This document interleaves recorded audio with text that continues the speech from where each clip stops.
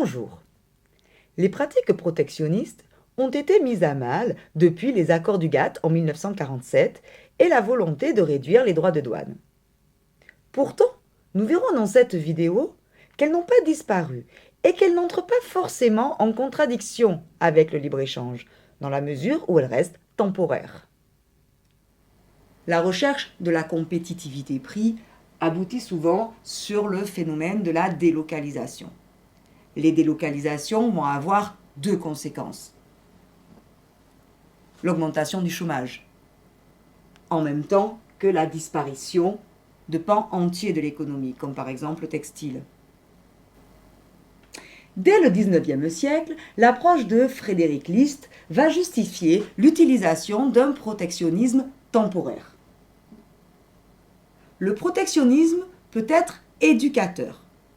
En effet, la mise en place de pratiques protectionnistes peut avoir comme objectif de protéger les industries naissantes de la concurrence étrangère.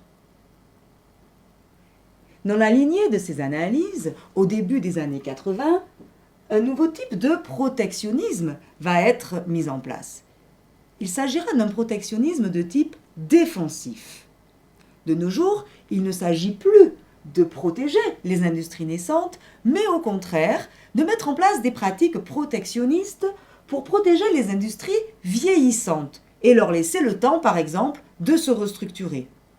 Ce type de protectionnisme peut également être mis en place pour protéger des secteurs menacés par la concurrence internationale.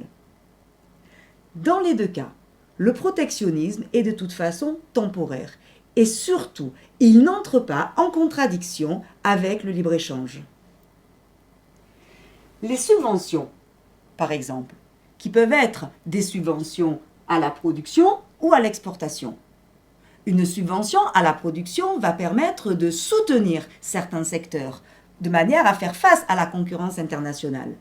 On parle alors de politique commerciale stratégique.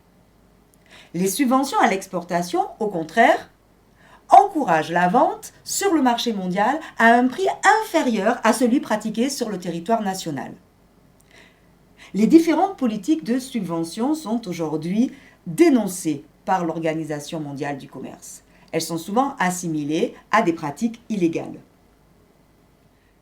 À ce protectionnisme tarifaire s'ajoutent aujourd'hui des mesures non tarifaires. L'utilisation de normes sanitaires et techniques strictes qui vont limiter les quantités importées. On parle souvent d'ailleurs de protectionnisme déguisé.